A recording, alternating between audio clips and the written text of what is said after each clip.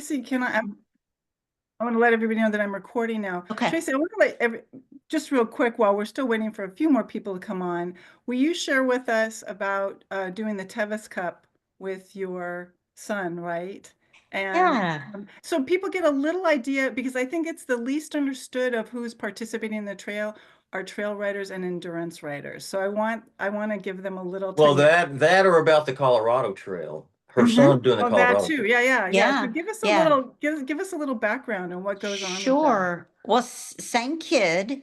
Um, uh, the Tevis Cup is the kind of the Wimbledon of equine endurance racing, which basically is a long distance horse race in trails. So it was started, it goes from Lake Tahoe through across the Sierras. It's 100 miles. It's basically, if y'all are familiar with the Western States Run, endurance marathon. It's that course came about because someone's horse was lame and he decided to run it instead of riding it because his horse got lame the week of the Tevis Cup. So Ha! that's how the Western States Trail Run I didn't began. know that. I didn't know that. So yeah, so it's been going on, oh gosh, since the 50s, and it is kind of our coveted thing to try to accomplish as an endurance rider. And you do it you have 24 hours to do the 100 miles. So that's my sport. And then my son did it when he was 12. That's the youngest they'll let you attempt it. And then that same son at 16 without me, but with four other people, they took there were five people and six horses. They did the Colorado Trail in 30 days. With a pack horse and no electricity and the tents and stuff. So my husband Stuart, that's on the Zoom, he's an Eagle Scout and mountain biker and hiker and equestrian too. So we're just a family of campers and hikers, and he's also done the Appalachian Trail, through hiked it. So we love this kind of stuff. This is our thing. So we're just thrilled. We're thrilled to have you. Thank you for being part of this. Oh, Tracy is the type of person that has come forth in the last we've been public now for 6 months, and she's just one example of people who are stepping forward for a variety of reasons, and saying, "Hey, I want to help out, and I want to do," and are defining what they want to do, and because of just the nature of this kind of project, there's plenty of room for people to play a lot of different roles, and so I'm looking at Lloyd Siegler, who is a retired insurance guy from Dallas, who's done some section hiking on the Appalachian Trail, and heard about this and filled out our application to be part of the groundproofing group that we're putting together in March. And so say hi, Lloyd, and tell them why you're involved in this and what you're planning to do. You need to come Your off mute. Try microphone. microphone at the bottom there. It should be there. There. There you go. Well, I'm just looking forward to getting out and hiking for one thing. It's nice. It's nice to have a trail that's not, 1,000 miles away that we can hike on. And I just think the whole project's exciting. And uh, the I'm more of a backpacker, and I'm looking forward to that part of it, but also just getting exposed to some other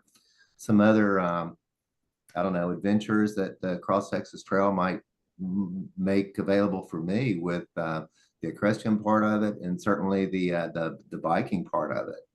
And just the whole project's exciting, and it's kind of fun to be in. I feel kind of like on the ground floor. It's something that I'll be able to look at in another 20 or 30 years and be glad that I was a part of. Perfect. I love it. Melissa, what else? So Stuart is on the call with Tracy. They're a husband and wife team. Want them to say hey. Kai, I want you to say hello today because usually you stay in the background. Kai is helping me with the unsexy stuff, helping me decide which database and some other things like that we're working on. So please say hello to everybody and give them a little 30 seconds about who you are and what you're doing for us. Come on, Kai. I can see you. Go off. Come off Oh, mute. I thought Stuart was going. Hey, my name is Kai. Yeah, it really resonates with me too in terms of this being a project that will be around for a long time. And I love doing all kinds of volunteer work here in Austin. But some of it seems fairly disorganized or temporary, or just, one of those things where you don't feel like you're really making a difference. And so this definitely gets me excited. Heck yeah. So we have others here that have signed up to be on the Sweaty Taste that we haven't had a chance to talk to in person yet. We're going to be getting that. Josh, I see you. Say hello. And if you want to take a second to come on mic and say hello, and we're gonna have a person to person, but we're glad you're here with us tonight. Sure. Am I on? Yep, Can you hear me? we can hear okay, you. great.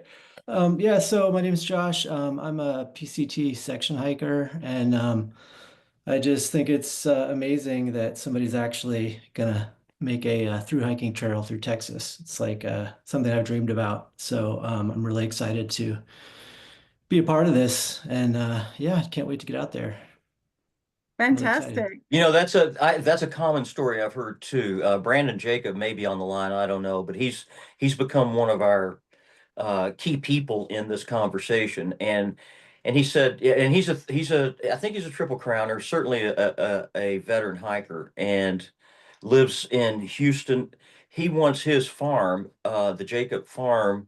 It's at mile 81 of the trail, and it'll be the first hiker hostel on the route. And so he's all in, and he's all in for the same reason you just gave, for all the right reasons. And so what a hoot to have this community develop. It's not a cult, Melissa. It's not a cult. It's a community. All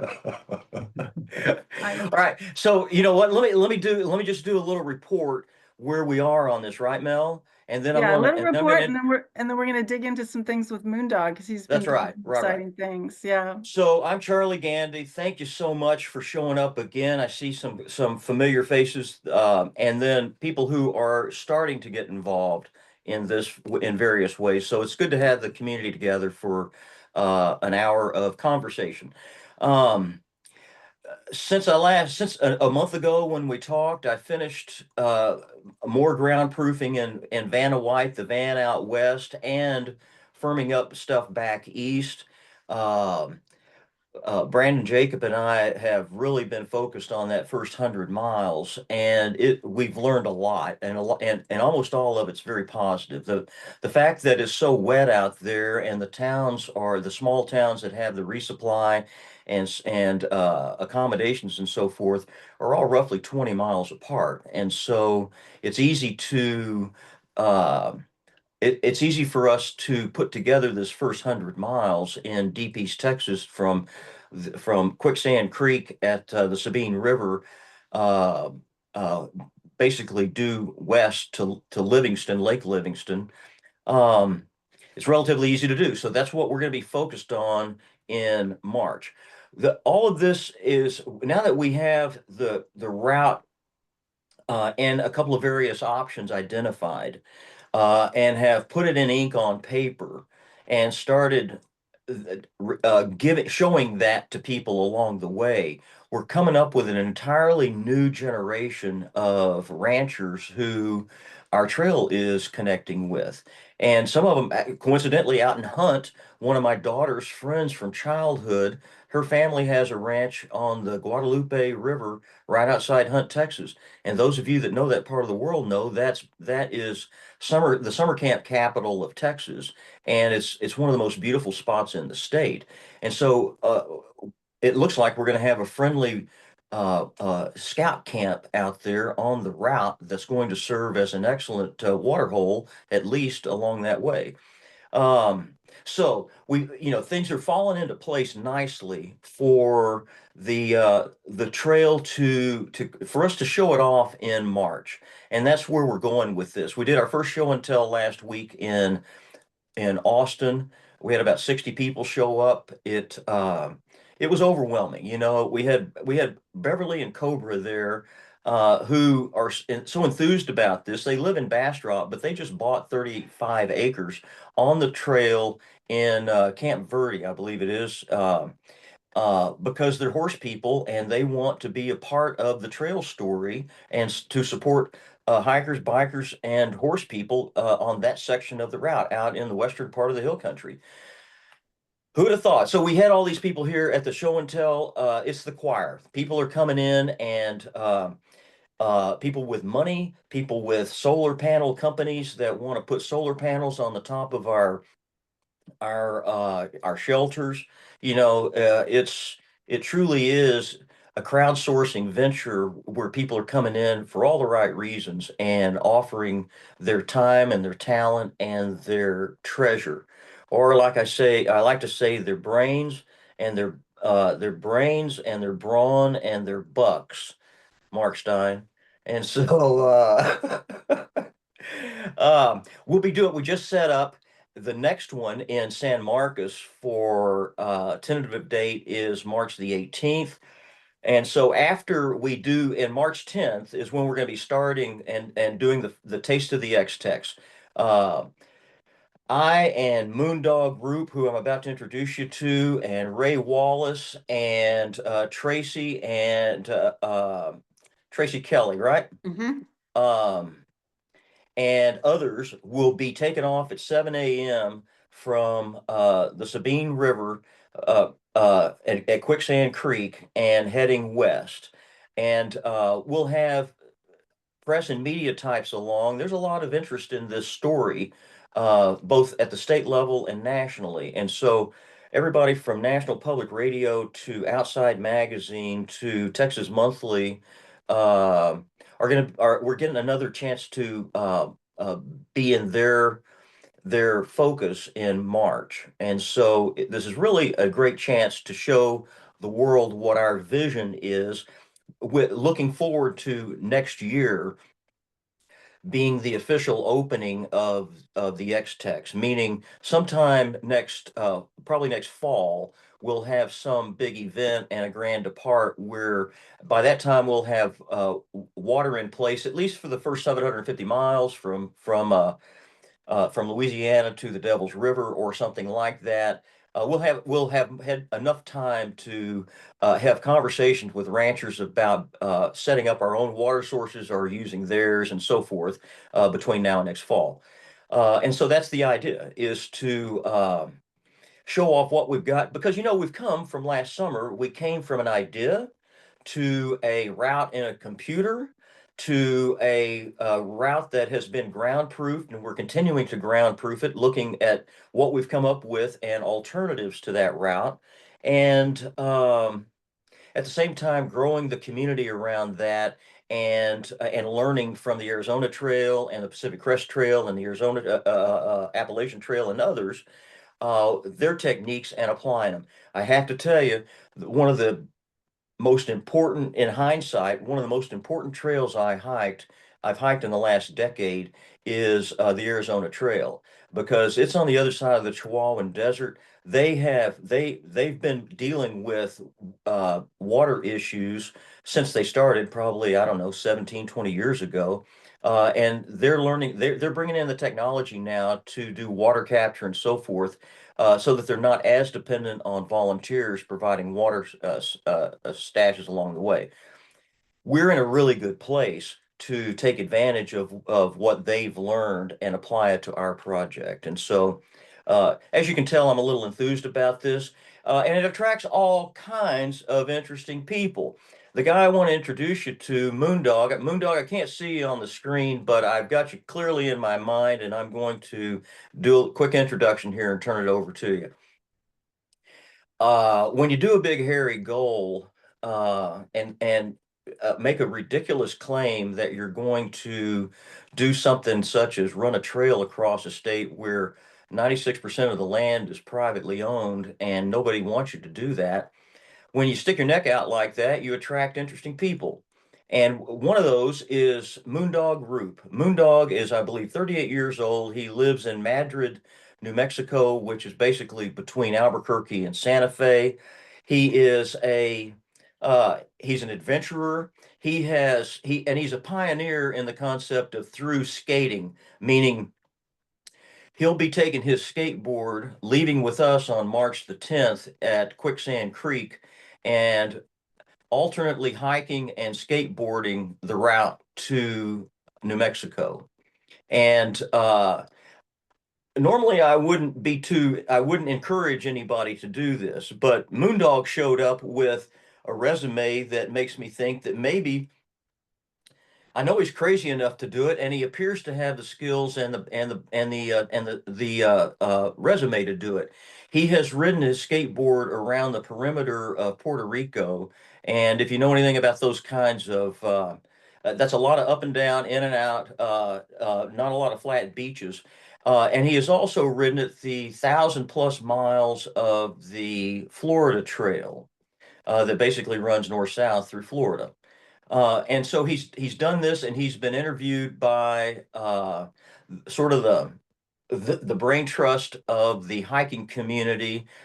He's on the I have realized in getting to know him that he's one of the influencers in the ultralight hiking community, and he is pioneering through skating. And so uh, with no more to say about you, Moondog, take it over and tell us about yourself and what you're planning to do. And by the way, tell that part about how you're fundraising and going to be doing the some of the legwork on the ground proofing for us along the way in terms of resources and the storytelling stuff that you're really good at.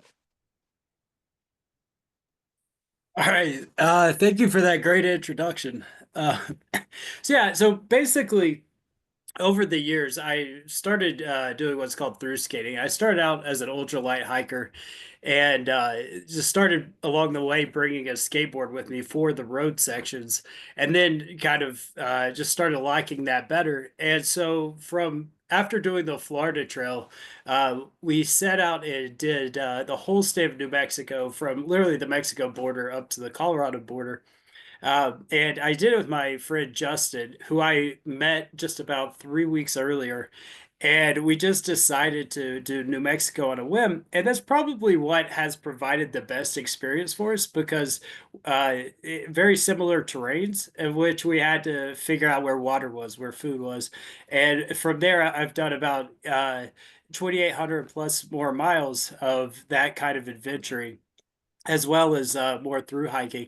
And so, kind of along the way, I'm going to be taking data about where I found water at, where I found food at, and going over like both like topographical maps, but also satellite imagery and figure out all these points. And so, like Charlie was saying, we're fundraising for part of that because in order to take that data, it gets exponentially more expensive than it typically does.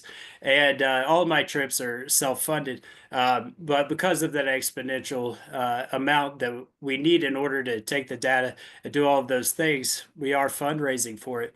Part of that is I'm also filming the whole process from basically where we started of being like, okay, like I'm going to do a trail.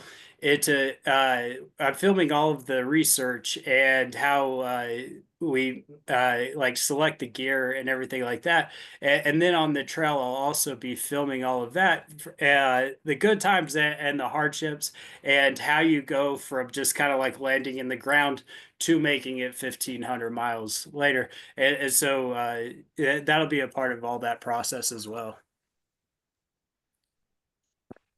One of the key things on what he's doing is that there's been a revolution in the ultralight camping world in the last decade.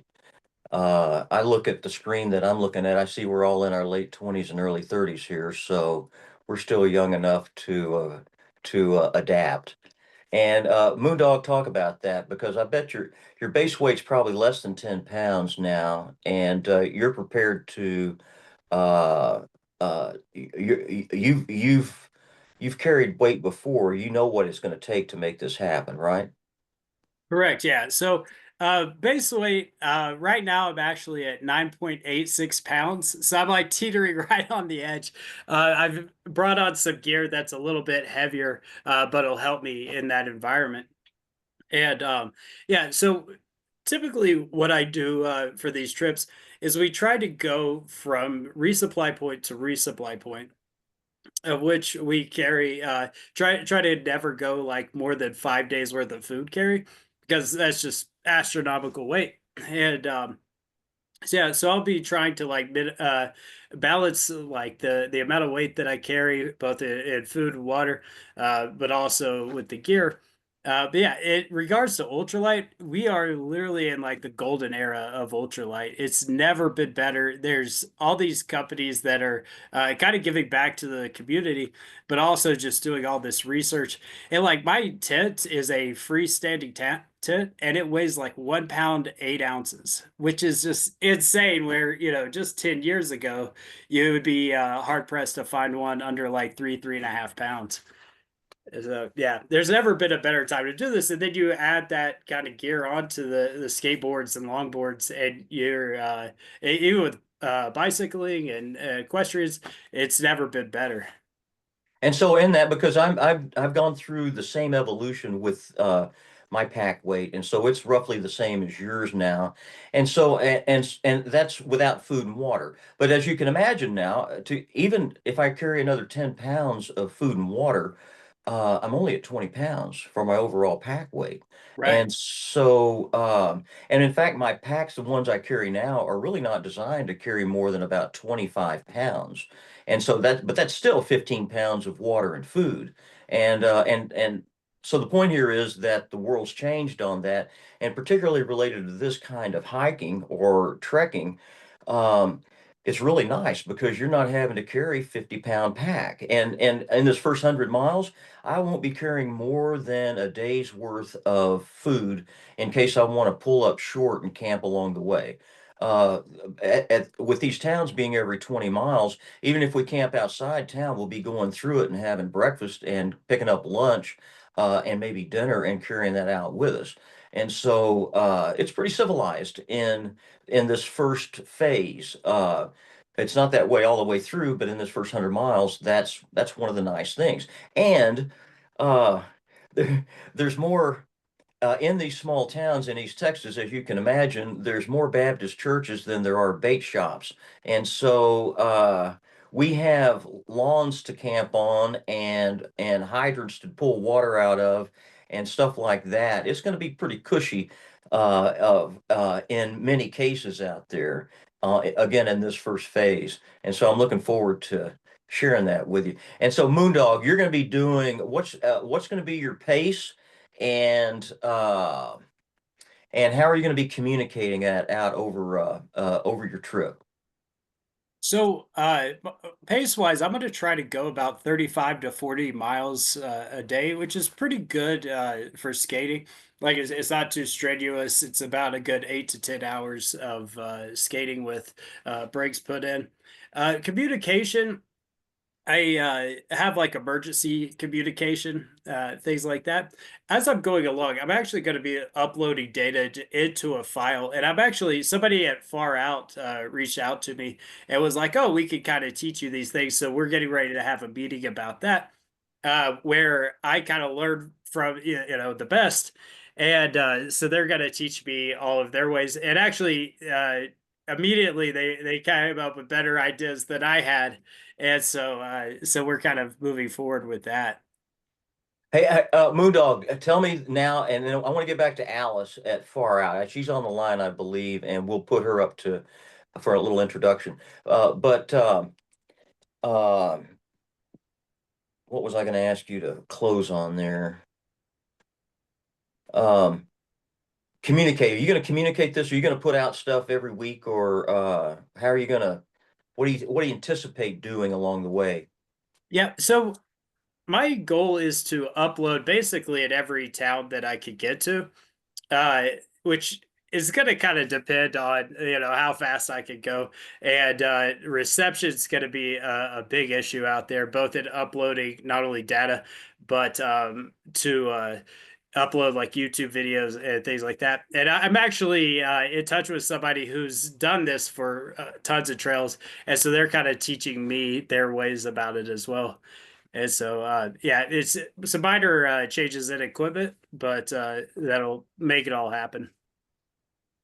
And actually, I wanted to bring back a point that you talked about with the ultralight. So I met these two people on trail that were like 75 plus years old, and they actually made a great point about ultralight is that now backpacking is more accessible than it has ever been because we could get to ultralight weights. And so like if you think of your pack weight, like you said, is like 20 pounds, well, you never want your pack weights to be more than 20% of your body weight. So by lightening that up, we can now like let, women that are like 100 pounds in that where that wasn't very accessible to them. We can let in people that are like, 65, 70, 75, where their backpacking days would be over. And now they can, continue backpacking, just like the guy Nimble Will Nomad. He set the Appalachian Trail record for the oldest guy on trail. And that probably wouldn't have been possible 20 years ago. So that kind of stuff is really interesting and where we're at technology wise. Perfect. Hey, close on this one thing, Moondog. Tell us about your helmet project. Yeah, so I'm in touch with the people at 1000, and they make actually I have one right here. They make stylish helmets that are um, really, actually, the main reason that I originally liked it is that I thought it was stylish and it had a visor, where I think a lot of helmets are pretty dorky, and that probably contributes to one of the reasons that lots of people don't wear them. But it turns out that the name 1000 has a really interesting background. They named it 1000 because they had the desire to save 1,000 lives. And the way that they keep tally of that is by how is that if you have a crash, they will actually replace that helmet for free if you just send them a picture. So every time they replace a helmet, they keep the tally, and they actually just went over their 1,000 mark. And so we're kind of working together. We're ironing out the details, but along the route, I believe they're going to be sending me helmets, and I'm going to be like handing them out to people at like skate parks, bike shops, and things like that. Beautiful. Perfect. Hey, Melissa, can people ask questions, or is They that too can ask cumbersome? questions, but let's bring Alice on if she's still here. I think Alice, you're with us. Hi, yes, I'm here. Great. Welcome. Thank you for being here. Thanks. Yeah, everybody at Far Out's very excited about this project, and we're so excited, so happy that you reached out to us about it. Charlie has no words. He's so excited.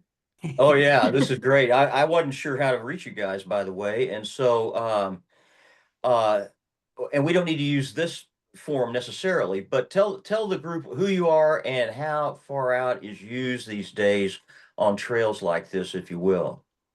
Okay, yeah, so Far Out is we're a smartphone navigational app. It's kind of like having a detailed guidebook on your phone, except that it shows you where you are. So when you open it up, there's a line that's a trail and all kinds of waypoints that are of interest to hikers, bikers, and we also do paddling and whitewater rafting routes. And we started out with the Pacific Crest Trail was our first guide, and today over 90% of PCT, AT, and CDT hikers use our guides while they're through hiking those trails. And we have over 250 trails all over the world. And we've gotten a lot of guff over the years for not having the Lone Star Trail. So, and we do have something in the works with that. But yeah, we're very happy to jump on this and partner. And we're pretty excited to be in on the beginning of it. Yeah, I would love to follow up with you because, I've got plenty of questions and I want to support you guys however we can to take advantage of it. I have used your app on a number of trails, and you're state of the art, and I'm really excited that you guys are interested in helping us out. If you've been on the call the whole time, you've kind of heard we're looking to do this ground proofing in the spring with the idea of doing a rollout of the actual trail next fall. So I hope that's enough time for us to get our act together to work with you guys. Yeah, and Moondog and I are in communication, like he said, and I owe him an email, but we'll get together and I'll give him some tips for getting the most out of his trip as far as collecting data. Perfect. So, Okay, Mel, questions? Are we gonna So put we can go on to the next point. I just wanted to let everybody know that, excuse me, if you look down at the bottom of your screen, you should see several icons, and in the middle of them, there is a chat. And if you click on the chat, you'll see that I have shared Moondog's first video that talks about how this all came about. He's really doing a good job at putting these great videos together.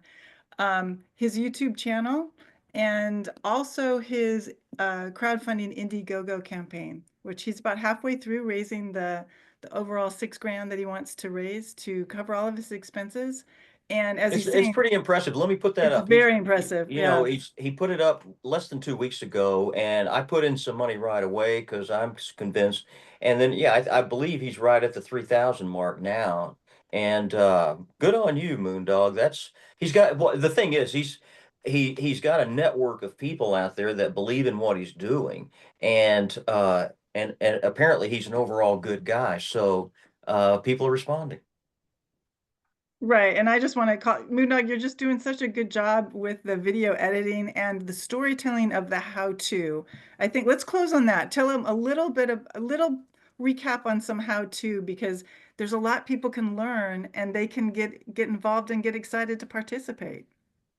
Right. So basically what I want to do with the YouTube channel, and thanks for the compliments. It is literally like I started 1 month ago, I think yesterday, learning all of this. And so, but the idea of what I want to do with the channel is teach people basically like how to adventure and how to kind of set yourself up so you can have these adventures and be the most successful at it and be safe at it. Because I don't think everybody should go on the road and skateboard, but you can apply this to through hiking. You can apply it to just solo international traveling, what have you. And so I want to teach the principles that not only is how I travel, but how I set up my life so I could take 3 months off work and and travel around. And so and hopefully like help people just live better lives. That would be very nice, right? Like I think there was a moment where actually when I was on the Florida Trail where I was like, I'm not going back to a normal life, right? And actually, the town that I live in right now, Madrid, New Mexico, I literally skated right by the road that I live by now, that I own a home on now. Skated by, and whenever I hit this place, I was like, this is how I could live my ideal life. And I think it's like little tiny decisions like that, and that's what I kind of want to convey through the channel of how to set yourself up for these successes and then how to go out and do it. Thank you. Thank you, buddy. Fantastic. Thank you. Looking forward to hanging out with you in March. Yeah, And I'm so, super excited. And so to close on that, as far as our ground proofing is concerned, on the website and on that newsletter we just put out is basically the application. If you want to participate on a bike, hike, or horse in March, connect with us. Let's talk about it. And if the time doesn't work, but you want to do a section out in the hill country or someplace later on, let's make that happen too. Are there any questions about any of that, or for Moondog? I think Okay. we're good for now. Okay. What should I report on? What should I talk about now? I think that people would be interested to know about what, so we're going to do more show and tells. So we're probably going to be doing a show and tell in San Marcos in mid-March, right? We're going And to do that one, and then yeah, we're planning to schedule Sanderson and Marfa later in March. I'll be out there supporting I'll be out there doing a number of things, and so that's kind of how we're planning to use March. Um, and I'll have some reporters and writers in tow, and introducing them to some of the characters that we have along the way. You know, down in Martindale, you guys, if you know where Martindale is, it's just outside San Marcos, and uh, in the 80s, or excuse me, in the 90s, I knew a guy that bought that town, Martindale. It was a ghost town. And he simply bought it, all the old buildings on the main street and so forth for, probably 300,000 bucks. Martindale now is one of those hipster places that he's trying to keep the brakes on it. He wants the hippies to stay there and not have it become another suburb of Austin. And his name's Carlton Carl, and he's one of these characters that is along the route that is attempting to preserve the old story of Martindale, the old story of that part of the hill country and the springs that are coming through and all that. And so what I'm getting at in this is there are a whole lot of really good stories along this route. I mean, Carlton's got his story. Um, of course, Lockhart is just to the east of that, and uh, Lockhart's just to the east of that. Um, Up through LaGrange and Navasota and Washington on the Brazos. I've learned on this route that the reason that Washington on the Brazos failed, along with Independence, is because they didn't put money into the railroad, and so the railroad ended up going about 20 miles south of them through Brenham, and I forgot the other towns, but south of them. And so that's why the capital is not at Washington on the Brazos these days. And so for me, that was what I'm learning along this route. I wouldn't have gotten any other way. I'm also learning that places like Independence, these are all, in some cases they truly are ghost towns. And in other places they're just struggling and hanging on. And Independence is a good example of where that one of the original Baylor universities was there, and so the remnants and the story of that is in Independence. Um, uh, there's some noble buildings there, and there's a great eccentric market there, the Independence grocery store, and so there is an interesting social world there, but it is a quiet uh, backroads place. And and I put all this up because I'm what I'm sharing with you is that we've got a really strong story to tell and to share through that part of East Texas and of course out in the hill country and beyond. And so I'm really excited about uh, uh, I'm excited about as a native Texan getting to know my own state better. I'm excited about uh, in some cases the bones of real Texas are still there. There's still plenty of the German built churches and rock walls along that part through Navasota and Round Top. Um, so the story of Texas is still there and very much a departure from just the current Texas story. We get to author a unique Texas experience that's going to work really well, not just for not for out of towners and serious hikers and such, but people who want to learn a little about their state. One of the things that I learned, Melissa and I learned in the last month, is as I mentioned, although there's more Baptist churches than bait shops, well, and in some of these ghost towns and small towns, these churches, there's always one for sale. And so the notion of setting up hostels like along the Appalachian Trail about every 100 miles, so that these become not only trailhead launch pads for weekend hikers, but they're also strategically placed so that about every 100 miles, a hiker could get off and stay at a hostel for a couple of days versus hitchhiking to Sonora and staying in a cheap hotel. So the uh, as we investigate this more, as we get more people on the ground experiencing the route, I learn new stuff about it. And, Actually, I'm gonna I jump hope in my on excitement is contagious. I'm gonna jump in on that because I didn't share in the email newsletter today. However, this week, Austin Monthly Magazine did a recap of the epic tug of war, the tug of honor that Charlie hosted 3 years in a row in Austin to create the Austin Youth Hostel, which is no longer with us, sadly. But so there's a history of Charlie and hosteling. I just want to shout out about that, and that we are doing very active media outreach now that we're starting to do. A lot of the stories we got were blessings, and so we didn't have to do a lot of work. Now we're starting to do some work. We've got Parks, Texas Parks and Wildlife. Their magazine, one of their writers is interested in coming on the ride with us.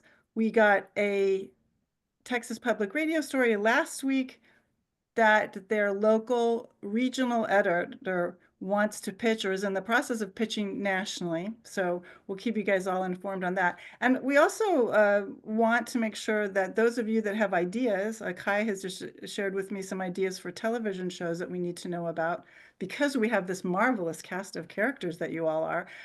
If you think of people, media contacts that you have, podcasts that we should be pitching stories to, let us know because we are going to be happy to share that. And we're not going to, it's not going to just be the Charlie show. So just know, we already warned Tracy and others and Moondog that they're going to be put under the microscope as well. Hey, Mel, I thought I saw that Cobra and Beverly Cobra came and on. Beverly are here. They I are don't see them. Why don't you introduce them and let them tell their story? So Cobra and Beverly, if you want to come on mic, and you told a great story at the actual event, but I don't think most people know that you have a success you'd like to share. Yeah, a week ago, was it a week ago? Well, very recently, we closed on a 35-acre piece of property near Medina, Texas, and we're hoping for it to be an equestrian stop on the trail. Yeah. And the great part of the story, I think, is that we've been looking for a property for 2 years, maybe more than 2 years, like very, very regularly, come very close, had a lot of like near misses and things just never worked out with whatever we did. And then as soon as we heard about this project, like right after the Texas Monthly article came out, he texted it to me and said, "Hey, should we be looking for property near this?" I was like, "Yes." And then suddenly we just like, we already had like a vision and a purpose, but this just like added a new dimension to it that really excited us. And then the first place that we identified to go look at with our realtor was the one. And it just helped everything to fall into place to have this little piece to tie it all up. That is so exciting. We're thrilled for you. Keep us It is, posted. and you know what? It's for instance, from their place, it's an excellent launching point from their place west and it down over to Lakey, I think it is. Anyway, yeah, I love it. And so as I've mentioned before, about a we've gone over a dozen now of ranchers and property owners that are interested in having the trail go across their place. And some of these are big places, 17,000 acres, and others are uh, uh, 300 acres and less. Um, and now we're getting the next generation of ranchers that have heard about this from their friends that we've talked to, and they're Penny Ferguson, our friend out at the White House Ranch in outside Marfa, north of Big Bend Ranch State Park. She's the one that is a fifth generation Texan that has 17,000 acres out there. She also has a very solid social network, and so she's been talking to other ranchers out there that are friends of hers that are on our trail, and she's just opening up doors for us left and right.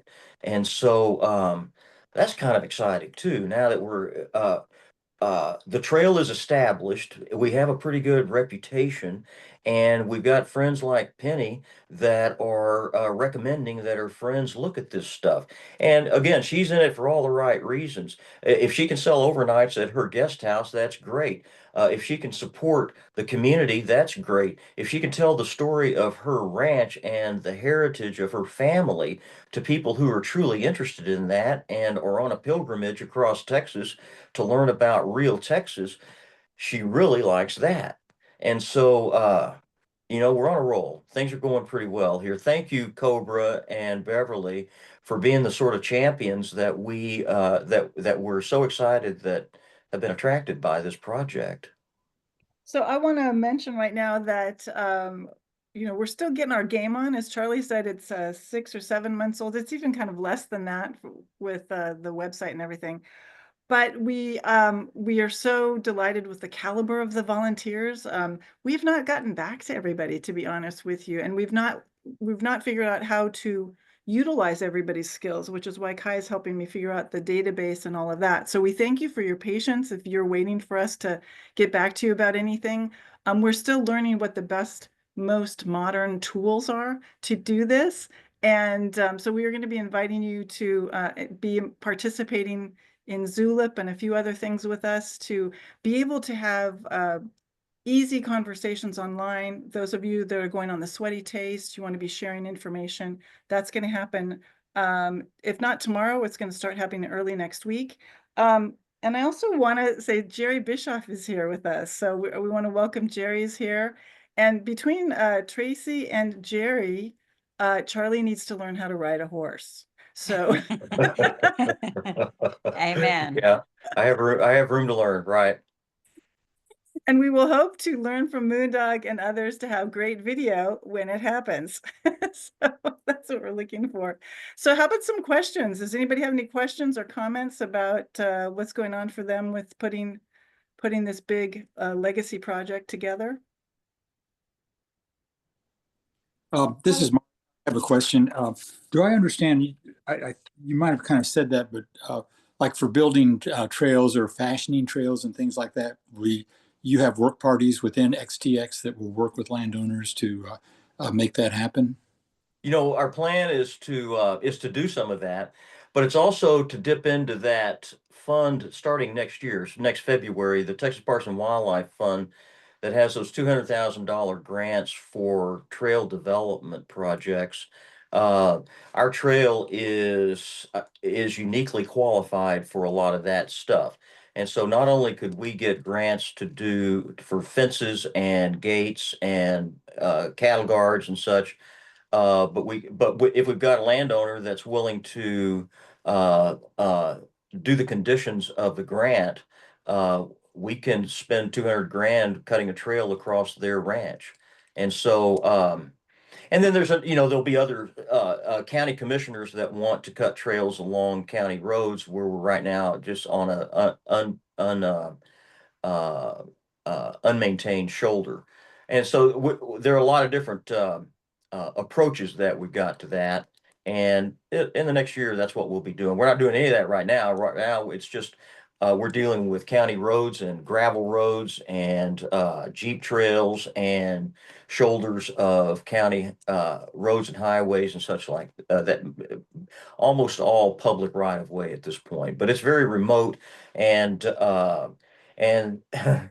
there's very little traffic out there.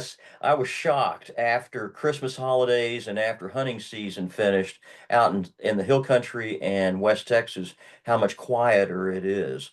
It's uh, January and February are very quiet out there. March is not because it's spring break and everybody floods out there because it's springtime out there. The bluebonnets, I'm told, are in bloom now down at the river, and they're about to start blooming out on the desert. And so, it's a perfect place to be this time of year, except when the storm's coming through. And that's it. So Charlie, Alice from Far Out has a couple questions for you, or at least one question for you. You partially answered some of my question. It sounds like you're working with county entities right now. I'm just wondering what the long-term vision is for working with state and even federal government, given that this is going through mostly private land, and Texas is a bit different from the traditional trails that we're used to working with out west, or a really old trail like the Appalachian Trail? You know, right now it's us, with the exception of, as you know, the state and national parks that we're going through. We are connecting 17 state parks and then the national parks out west, and either through them or adjacent to them. And our intent is to then migrate the trail off of the public right of ways, the roads, onto adjacent private or public space as soon as possible. And so we're opportunistic and take advantage of people who are ready to do that now. That's the idea. And as you know, that's a common practice for all of these long distance legacy type trails. Um, Long term, does this become a national scenic trail, or does the state of Texas buy this right of way?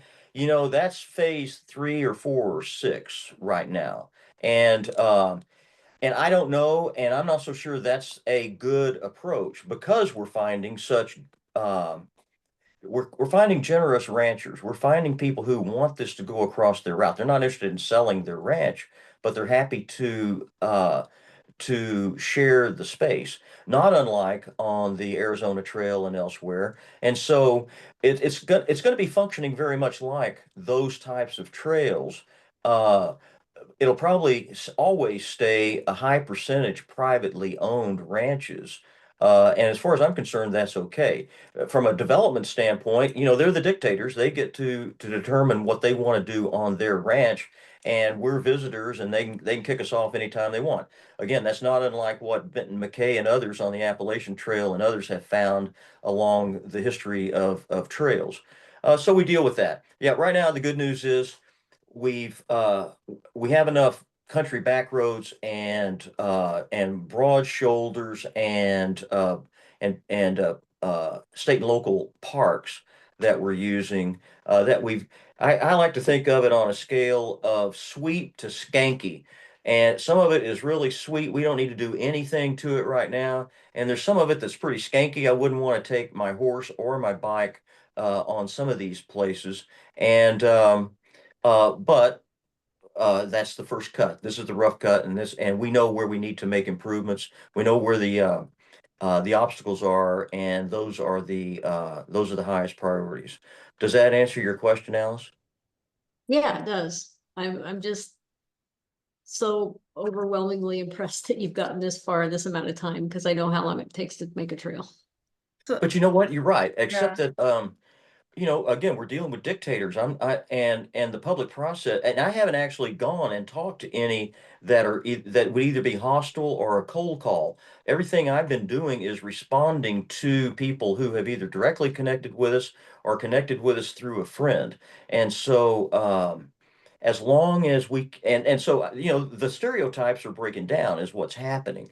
And uh, that's actually the news here. That's actually why A&M and others are interested in this route, and because it is going to have a much higher percentage of private property than most other long distance trails in the United States, and that's okay as long as with their water sources and you know, the liability laws in Texas are very much like the other states. They call it agritourism, and they post on the gates, and they did all this for hunters, by the way, to shift the liability from the ranch owner to the hunter if the hunter does something stupid on the ranch, such as molest the cows, and the cows kick them, and so the liability is with the rancher, and that same liability going across a private ranch for it applies to hikers or anybody else now too. So that's another part of the puzzle